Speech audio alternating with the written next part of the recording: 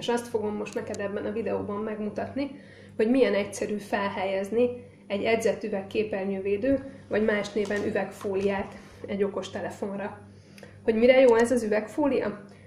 Tulajdonképpen arra, hogy egy nagyon kemény bevonatot képez a telefonod kijelzőjén, ami ezentúl nem csak új lenyomattaszító lesz, karcálló, hanem gyakorlatilag ez az edzett üvegképernyővédő leejtéskor vagy nagyobb ütéskor elnyeli a képernyőre érkező ütési energiát, és eloszlatja a saját felületén.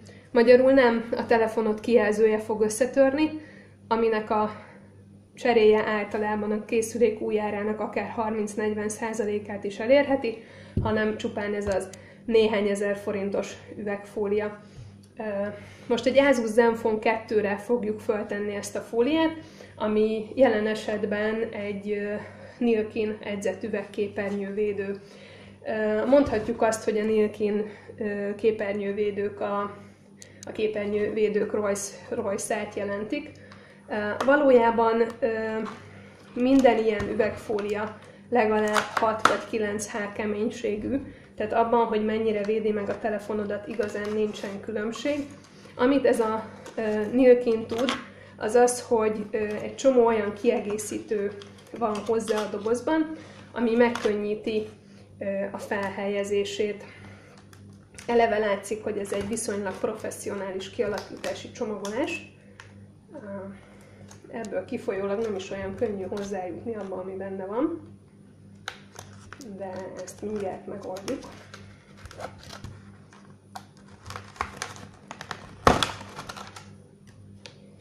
Jó, szóval amit találunk a csomagban, az maga ez az üvegfólia. Egy ilyen kis védő tasakban helyezkedik el. Az nagyon fontos, hogy a telefonodra mindig a típusazonos kijelzővédő fólia kerüljön föl, mert ugye ennek megfelelő a kialakítása, a mérete, illetve a rajta található lyukak. Ezek általában a hangszórót, a kamerát hagyják szabadon, vagy ha a kamerát nem is, akkor a fényérzékelőt mindenképpen. Egyébként ez a fólia nagyon vékony, rugalmas, és teljesen fényelteresztő, tehát nem kell félned attól, hogyha felrakod a telefonod kijelzőjére, akkor annak a képét bármiben is befolyásolná, ugyanolyan színhűséget és ugyanolyan felbontást fogsz látni, mint hogyha nem is lenne rajta. Ezt a fóliát, üvegfóliát most egyenlőre tegyük félre, és lássuk, hogy mit rejt ez a kis tasak.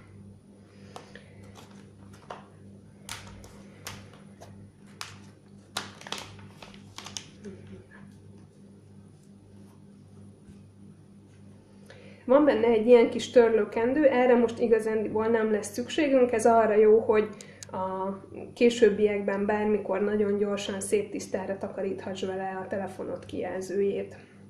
Van benne 2 darab törlőkendő, egy nedves és egy száraz, ezeket a csomagoláson jelzett sorrendben kell majd felhasználnunk.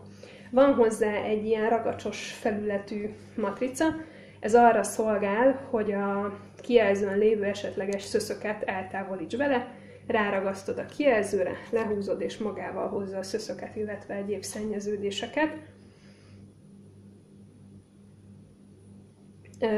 Illetve vannak benne még ilyen kis matricák, amiket szintén lehet hasonló célokra használni. Én ezt nem szoktam alkalmazni. Na, lássuk, tehát itt van az Asus Zenfone-nak a kijelzője, talán látod, hogy egy picit új lenyomatos itt a tapogatástól. Ezt fogjuk most első körben eltávolítani róla. Kinyitjuk ezt a nedves törlőkendőt. Ez egészen picike, de ha széthajtjuk, bőven elég lesz arra, hogy a felületet letakarítsuk. Szóval ezzel alaposan töröljük át a kijelzőt. Picit ilyen alkoholos illata van, ez biztosítja azt, hogy a zsírt alaposan leszedje, attól nem kell félned, hogy a telefonnak bármi baja lesz ennyi nedvességtől, amennyit ez tartalmaz. Jó. Ez előbb-utóbb magától is elpárologna, de hogy ezt felgyorsítsuk, illetve még tisztább legyen a kijelző, fogjuk ezt a száraz törlőkendőt, és ezzel is alaposan töröljük át.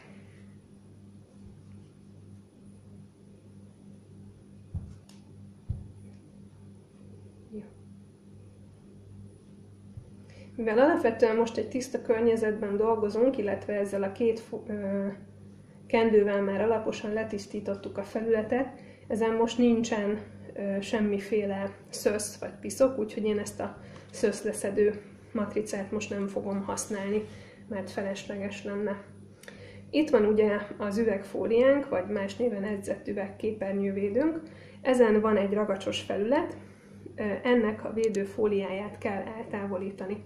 Nagyon fontos, hogy miután lehúztad a fóliát, ezt a ragadós felületet már kézzel ne érintsd meg, mert akkor az új lenyomatot könnyen ott marad rajta, illetve a tapadása nem lesz biztos. Gyakorlatilag most ráhelyezzük ezt az üveget a készülékre, próbáljuk minél pontosabban illeszteni.